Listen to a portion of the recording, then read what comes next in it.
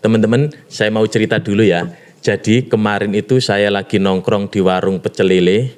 Pesennya simple, lele goreng, sambal plus es teh manis. Nah, biasanya kan keluarnya cepet nih. Tapi entah kenapa malam itu si abangnya kok agak lama. Sambil nunggu, saya lihat bapak-bapak di sebelah meja saya. Dia itu sepertinya baru pulang kerja, masih pakai seragam. Wajahnya itu kelihatannya capek banget. Tapi yang bikin saya itu memperhatikan, dia itu pesennya nasi, lauk seadanya, tempe goreng doang. Terus sambil makan, dia itu senyum-senyum sendiri sambil melihat HP-nya.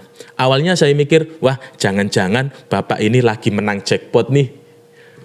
Pas saya iseng intip sebentar, maaf ya kepo, ternyata dia itu lagi video call sama anaknya. Yang di layar HP itu ada anak kecil manggil-manggil, ayah, ayah, gimana kerjaannya? Dan bapaknya makan sambil ketawa-ketawa.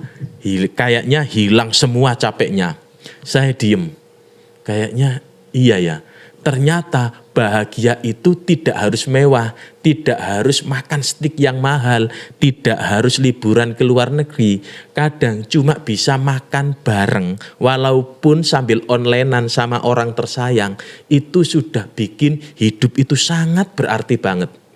Dan tahu nggak, setelah itu saya jadi kepikiran, kita itu sering banget menyia-nyiakan waktu sama hal-hal yang tidak penting. Padahal hal-hal kecil yang seperti itu sebenarnya mahal banget nilainya. Nah, di sini saya sadar. Makanya saat ini kita akan ngobrol tentang waktu yang tidak pernah kembali. Karena begini teman-teman, waktu itu seperti nasi di piring. Sekali habis ya sudah, tidak bisa ditambah lagi kecuali memasak lagi. Tapi kalau waktu masaknya tidak bisa diulang, tidak ada refillnya, sekali lewat ya sudah hilang.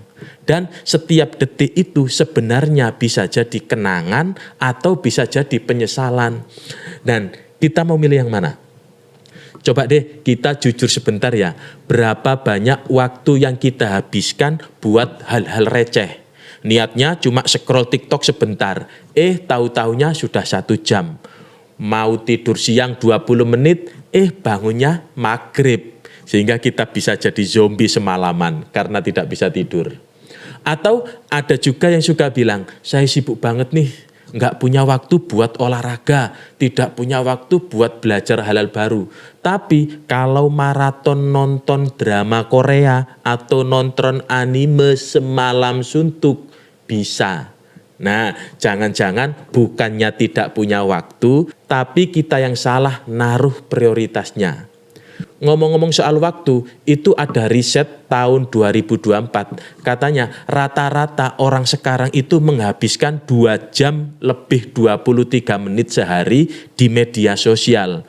Bayangkan kalau dikali setahun itu lebih dari 34 hari penuh, sebulan lebih sedikit buat kita mantengin HP. Terus ada juga studi dari Sleep Foundation, itu manusia rata-rata menghabiskan 26 tahun hidupnya buat tidur. Nah, kalau ditambah 7 tahun buat rebahan, nunggu atau bengong, artinya sepertiga lebih hidup kita itu habis tanpa kita sadari. Bukan berarti tidur itu salah ya, kita tetap butuh tidur. Tapi coba bayangkan kalau sisa waktu melek ini kita pakai buat sesuatu yang bermakna, hidup kita bisa beda banget hasilnya. Saya jadi ingat sama cerita orang tua yang pernah saya temui. Beliau itu bilang begini, nak, umur 20-an itu seperti kereta yang jalannya pelan. Kita pikir masih lama sampai tujuan. Tapi pas sudah masuk usia 40-an, keretanya itu seperti ngebut, tahu-tahu sudah sampai di ujung jalur. Dan waktu beliau cerita itu, saya sempat merinding, karena benar banget. Kita itu merasa masih punya banyak waktu, padahal kenyataannya waktu itu cepet banget habisnya. Waktu itu seperti kuota internet, teman-teman. Kalau dipakai buat download film, cepet banget habisnya. Tapi kalau dipakai buat buka WA, mencari ilmu-ilmu baru lewat Google dan sebagainya. Kok kayaknya awet ya kuota ini? Bedanya kuota bisa beli lagi, waktu tidak ada paket yang unlimited. Bayangkan kalau ada Shopee atau Tokped jualan paket tambahan umur 10 tahun, gratis ongkir. Wah, itu pasti langsung sold out 1 detik. Tapi sayangnya tidak ada. Jadi salah satu caranya ya memakai jatah waktu yang kita punya itu dengan sebaik-baiknya. Kita seringnya itu menunda-nunda, nanti aja ngerjakannya, masih ada waktu. Tapi lama-lama kebiasaan itu bikin kita kehilangan kesempatan.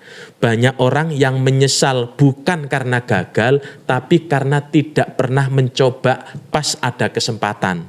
Contoh sederhana, pengen belajar gitar, tapi ditunda. Pengen bikin konten, menunda lagi. Pengen bilang sayang ke orang-orang tersayang, ditunda lagi. Tiba-tiba sudah telat dan waktu tidak bisa diputar kembali. Teman-teman, kita semua itu punya jatah waktu yang sama, 24 jam sehari. Bedanya cuma cara memanfaatkannya. Ada orang yang bisa bikin karya hebat. Ada juga orang yang 24 jamnya itu habis buat mengeluh doang. Kita tidak bisa memilih seberapa panjang hidup kita, tapi kita bisa memilih seberapa bermakna tiap menit yang kita jalani. Jangan sampai kita sadar saat waktu itu justru sudah habis. Jadi ingat lagi sama bapak di warung pecel lele tadi ya. Dia itu tidak makan mewah, tidak punya waktu yang panjang buat liburan, tapi waktu yang singkat bareng anaknya, walau cuma di layar HP, itu membuat dia itu bahagia banget. Artinya kebahagiaan itu seringkali ada di momen-momen kecil yang kita biarkan lewat begitu saja. Kalau kita tidak menghargai waktu mulai sekarang, nanti kita cuma bisa bilang, andai saja, seandainya. Dan teman-teman, ingat, waktu itu hadiah, bukan jaminan. Setiap detik yang kita pakai itu tidak akan pernah kembali. Jadi mulai sekarang mari sama-sama kita menghargai waktu. Bukan cuma buat kerja, tapi juga buat orang-orang yang kita sayangi. Buat diri kita sendiri, buat hal-hal yang bikin hidup itu benar-benar berarti. Saya Kang Mamu, tetap waras, tetap menjadi manusia yang bisa memanfaatkan waktu dengan sebaik-baiknya. Sampai jumpa di video selanjutnya.